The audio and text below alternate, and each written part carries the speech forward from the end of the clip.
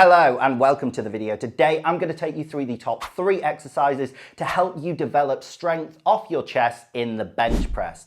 If you are failing a bench right at the bottom, it either sticks to your chest or you're able to press it up a couple of inches but then the bar comes crashing back down, this is the video for you. Now, quickly and importantly before we get down to it, just because you fail a bench in this bottom position doesn't actually mean that your issue is weakness off the chest. It could be a loading issue or a technique issue. So if it's a loading issue, it is simply that you are loading way too heavy. Everybody will fail a bench press in this bottom position if they load it up way too heavy. If you load up 110% of your 1 rep max, everybody, no matter what their true limiting factor is, they might actually have a lockout weakness or a midpoint weakness in the bench. They'll fail at the bottom if you load it up way too heavy. So that could be your issue. This is particularly common with beginners who are wanting to make big jumps in the bench press. It's like, oh, it doesn't count as a PR unless I'm hitting a 5 kilo, a 10 kilo PR. Yes, it does. Try and hit smaller PRs. Go for a 1 kilo, 2 kilo PR. That is much more attainable and manageable. Trying to hit these large jumps in records is not a good approach. Your actual true 1 rep max could be halfway between. If you're trying to go from an 80 kilo bench press PR to a 90 kilo bench press PR, what if your true max is 84? You're not going to make the 90. You're going to fail it in that bottom position. So you need to make smaller jumps. And the way to tell where your true weak point is within the bench range of motion is you should lighten the load to about 95% of your 1 rep max. A challenging single that you're definitely going to be able to succeed though, film it and watch it back and look for where the bar slows down. So if during your bench press it looks like this and you're able to just press it a few inches off the chest before it gets becomes a grinder, but then once you've got through that sticking point you're able to slam to lockout, yes, you do in fact have an off the chest weakness, and this video and all the exercises in this video are going to benefit you. However, if your bench press looks like this and you're able to press the bar at least 6 or 7 inches off the chest before it becomes difficult, then you have to grind for a bit, and once you're through that sticking point you can slam into lockout as well. You have a mid weakness or a mid range of motion sticking point in the bench.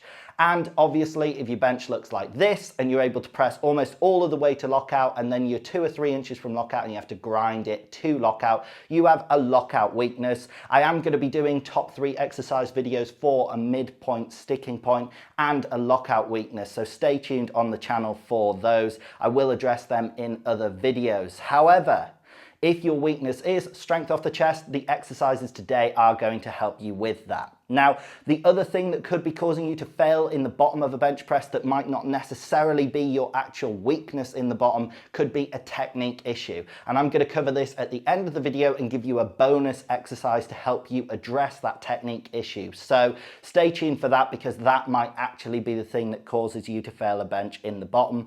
But getting stronger in this bottom position is going to help anyway. Doing the exercises that I outline in this video today and getting stronger is never going to be harmful. It's never going to be a bad thing, and it will help improve your bench.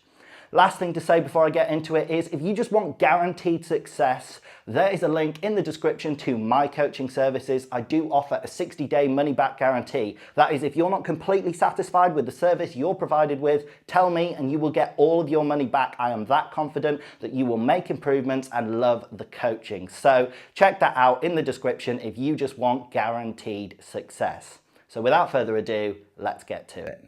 So these exercises are in no particular order, but the first exercise is the cambered bar bench press. Now, the cambered bar bench press has a pretty obvious benefit, which is that it will extend the range of motion of the bench press in this bottom position. That is going to help you get stronger in that bottom position. You are going to have a greater training stimulus on your relevant muscles and on your body as a whole in that bottom position. You're going to spend more time down there because you're going through a greater range of motion. And not only are you going to get stronger in that bottom position, you're going to get stronger further than that bottom position. So it is going to help massively to build strength in the bottom position of your bench press.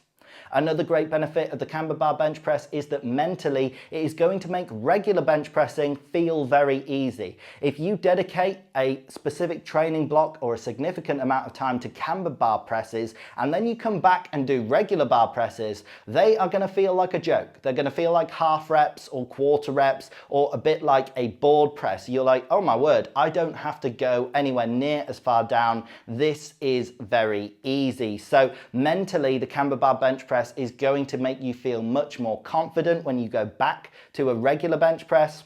And the third great benefit of the Cambered Bar bench press is that it is going to help build up your chest. The Cambered Bar bench press puts the chest through a greater range of motion. It applies a fantastic stretch on the chest and just increases the training stimulus on the chest. That is going to make the chest bigger and stronger, and that is going to massively carry over to your strength in the bottom position of a bench press, because your chest is the primary mover in that bottom position of a bench press. As the bar gets further through the range of motion and you approach lockout, your triceps become the main mover that allows you to lock a bench out. But if your weakness is this bottom position, it is likely going to be your chest which is lagging and weak, and the Cambered Bar bench press helps improve the size and training stimulus on the chest massively by putting it through a greater range of motion, giving it a greater stretch and applying a larger training stimulus to the chest. So, some things that you need to watch out for with the Cambered Bar press is you need to make sure that you're using the same technique in a Cambered Bar bench press as you would in a regular bench press, just with an extended range of motion. Some people get bogged down in trying to get the Cambered Bar to touch your body. If you are not able to get the bar to touch your body with your normal bench press technique, that is fine. Just go as far as you can. Don't change your technique to get the bar to touch your body, because that is going to defeat the purpose of the Cambered Bar bench press. It is then not going to transfer back into your regular press. What is very tempting is to move the bar further down towards your stomach or to twist to one side in an effort to get that bar just to touch your body. But you need to get out of that mindset. It doesn't matter if the bar doesn't touch your chest or your body at any point. My Cambered Bar is quite a deep camber. It's a 4-inch Cambered Bar, and when I first got it, I couldn't get it to touch my body. It does feel like a massive stretch and a massive extension to the range of motion. Now I'm able to do that, so just build up your range of motion over time. It will increase as you get stronger through greater range of motion. But to begin with, I probably only went 2 inches further, and then I slowly built it up until I could do the 4-inch camber. That is the only way that it is going to transfer back into your regular bench press. Another important thing is that you do soft touches with the Cambered Bar. So if you do get to the point where you can get the Cambered Bar to touch your chest, don't do a sinking bench technique. What you are doing when you sinking bench is deload the weight off your chest and arms into your actual body. You're allowing the weight to rest in your body, and then what usually happens is you use leg drive and a bit of momentum and try and push up. We're trying to build strength in that bottom position. We're trying to make it as hard as possible in that bottom position. We're trying to increase the training stimulus on the press in general in that bottom position. You want to make it as hard as possible, and that's what's going to build up your strength in that bottom position. So whatever you do, you don't want to sink or deload the working muscles in that bottom position by doing a sinking press. It would be very hard for you to have the range of motion to do that, but if you do, don't do it. Just do a soft touch. Make sure that you are still fully engaged and you are in complete control of the weight the entire time. The other obvious limitation of a Cambered Bar bench press is they're quite a rare piece of equipment. A standard commercial gym probably does not include a cambered bar. If it does, definitely take advantage of it, but it is probably only dedicated strength gyms. So there are 2 exercises that you can use as a substitute for a Cambered Bar press.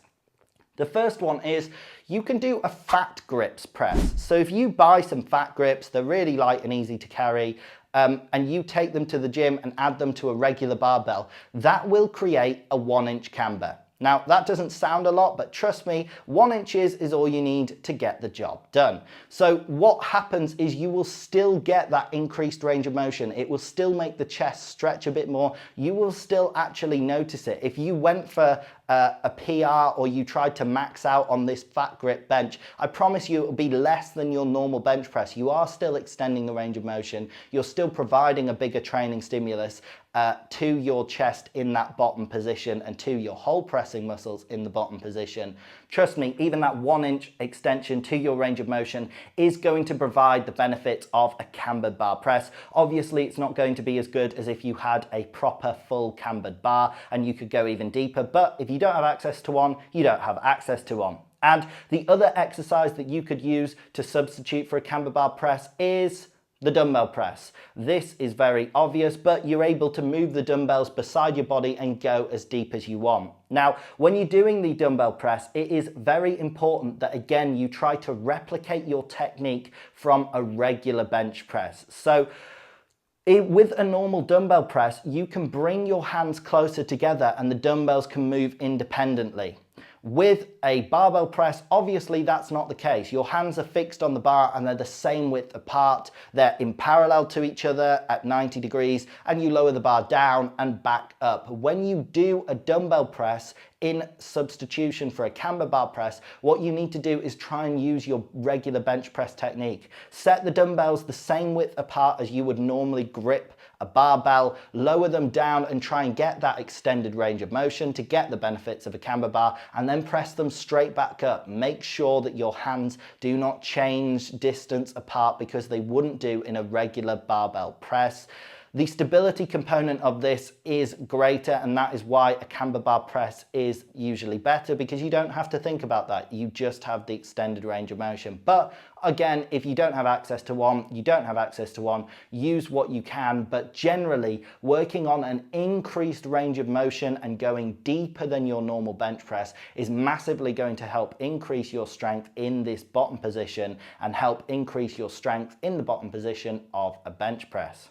And the second exercise to help increase your strength off the chest is the paused press. So the paused press helps you amass more time under tension in that bottom position. It is going to provide a greater training stimulus to your body in that bottom position.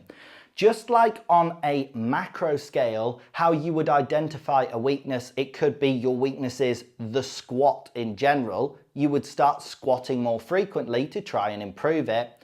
On this micro scale of a single rep of a bench press, we've identified that the bottom position is your weakness, so we simply are going to spend more time down there. We're going to amass a larger training stimulus in that bottom position to help develop your strength in that bottom position. The next great benefit of the pause press is that you are going to become confident in that bottom position. So what can often happen if you are weaker in that bottom position, and if when you're failing bench presses, it is in that bottom position, you can get scared of it. You can try and get in and out of the bottom position as fast as possible. You can use momentum. You can do whatever you need to just get out of that bottom 3 inches of range of motion. You think that if you can get up to 5 or 6 inches up, you're safe and dry, you can press through to lockout. That's probably because your triceps are stronger than your chest is.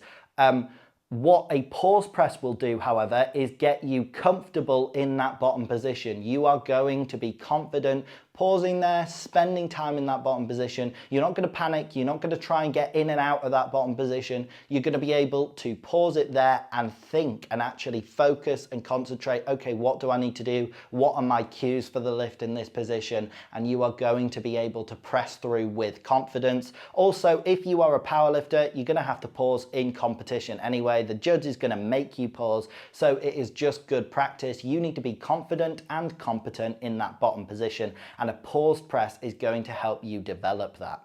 The third great benefit of a pause press, and the main one for me, is that you are going to learn to press by yourself with your own power. Now, what I mean by that is in a regular bench press, you can use the stretch reflex and momentum. So the stretch reflex is something where in an eccentric phase of a movement, your muscles and tendons store up energy that they will then use to help fire the weight back in the concentric phase. That is why in a squat, it is so much harder to do a paused squat than it is if you just bounce out the bottom. When you bounce straight out the bottom, your muscles and tendons have stored the energy from the concentric phase on the way down and help you fire yourself back up. But what that does is it means that the stretch reflex is actually what is moving the weight in that bottom position. So coming back to the bench press, you are not developing your strength off the chest when you're taking advantage of the stretch reflex, because it is what's firing the weight up those first few inches. That is why your triceps and your pressing power and your lockout power is probably improving more and more, because that has to work every rep no matter what.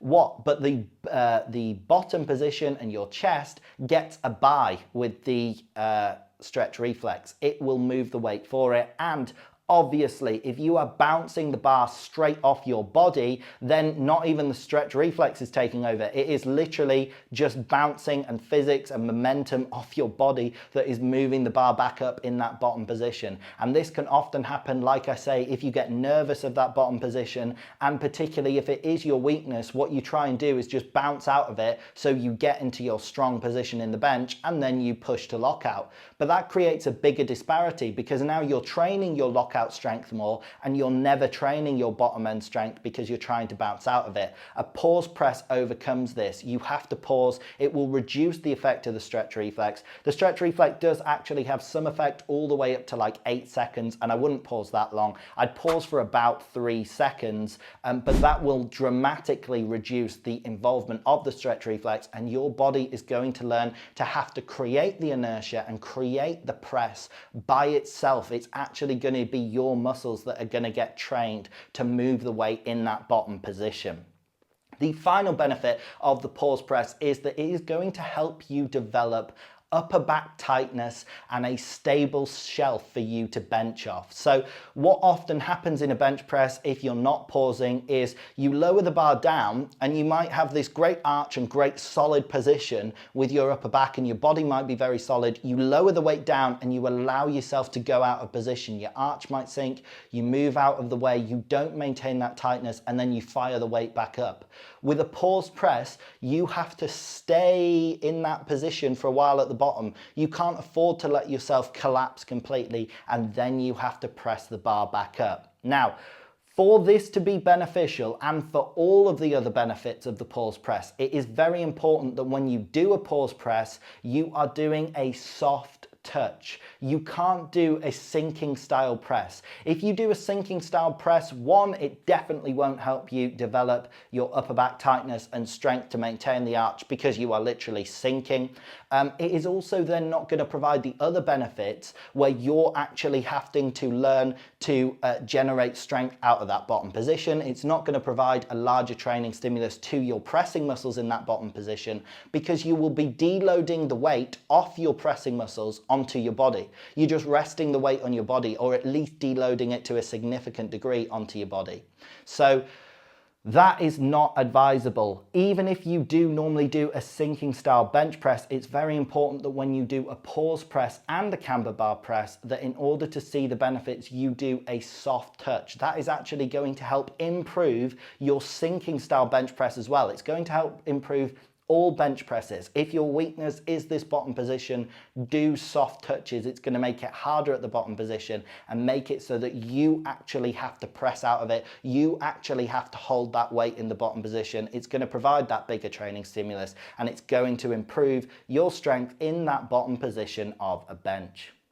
And the third exercise to help you improve your strength in the bottom position of a bench press is the Off Chest Rack Lockout. Now, this completely eliminates the stretch reflex. The main benefit of this press is that you have to generate all of the power and all of the inertia out of that bottom position by yourself. The weight is resting on the pins. You have to get into position and you have to be the one to create that inertia and move that bar. You get no stretch reflex because there is no eccentric phase to the movement. It is very hard. You will be much weaker at this than than you will be even at the pause press or probably the cambered bar press. It is very hard to generate strength out of this bottom position. Now, what is very important when doing the off the chest rack lockout is, one, that you definitely set the pins at your chest height. If you set the pins too high up, you're working on a higher or midpoint rack lockout.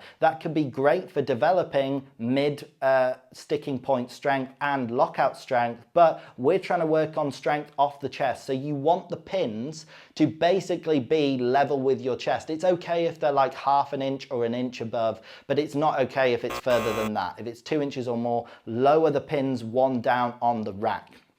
The next important thing is, if you're doing multiple reps with the rack lockout, you need to pause at the bottom and let your muscles relax and deload the weight onto the pins. If you keep engaged and you don't pause and you even bounce the weight off the pins or anything like that, you then are taking advantage of the stretch reflex. Obviously, after the first rep, after you've locked it out once, you do have an eccentric phase, so you could have the benefits of a stretch reflex. What you should really do is, like a pause press, when you are doing rack lockouts after the first rep, you lower it down, you let the weight completely deload into the pins, and then again, you have to re-engage and relearn to press up from that dead stop. The next very, very important thing is that you press in your regular position. Again, like the cambered bar bench press, you don't want to alter your bench press technique. With with an off the chest rack lockout, what is very tempting is to move the bar upwards towards your chin, to widen your grip and to flare your elbows, and that is going to make it easier. But obviously that is not then going to transfer to your regular bench press, because now you're pressing out of position. You are training a completely different movement pattern. The whole benefit of the off the chest rack lockout is to teach you to generate power in your normal bench press technique from that position. So it's very important that you do set your grip at the normal width and place the bar where it would normally be over your chest where you touch. Wherever that is, just make sure you're using your same as normal technique. Overall, the off chest rack lockout is amazing for helping you develop strength in this bottom position, because it helps you develop power. It helps you develop the ability to create inertia and move the bar from that bottom position all by yourself with no momentum or stretch reflex. And now onto the bonus exercise. So it's sort of a cheat. It's a group of exercises, but these exercises are to help you if you have a technical breakdown in your bench press. That could be why you are failing at the bottom position, and it could be because you are losing upper back tightness or your brace. If your body becomes flimsy, your bench press will probably fail in that bottom position. If your arch is collapsing, you're going to be unstable with the press. Your arms don't know what they're pressing off because your body's all floppy and useless. What is very crucial is to try and develop upper back tightness and core stability. You want a big, solid brace. You want your body to become solid. It is actually the platform that you're pressing off. So in a squat and a deadlift, you're pressing into the floor, and you want to make sure that the floor you're standing on is solid.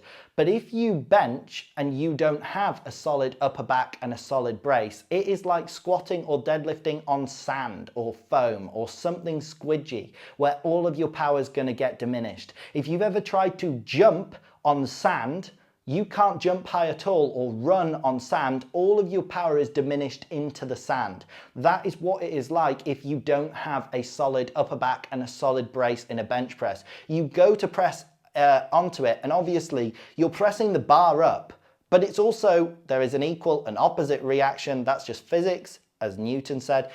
It's going down into your body. It's pressing back into your body. And if you're flimsy and your body can't hack that, you're going to collapse. You're going to go out of position and you can't press the bar very effectively. So the solutions for a strong upper back is to do rows and lat pull downs. They're my exercises. It's very simple. I would do Pull-ups, lat pull-downs, close grips, V grips, mag grips, every type of grip. I would do barbell rows, I'd do dumbbell rows, I'd do machine rows, I'd do low rows, anything to build up your upper back. You can do barbell rows into shrugs. You can do anything that will build up that big, solid back foundation. A strong upper back is fantastic for all of your strength movements, but in particular for the bench, it might seem a bit counterintuitive to work on pulling movements and building a back when you press with your chest and your triceps, and it's a pushing movement. But trust me, having a solid base to press off of is very important.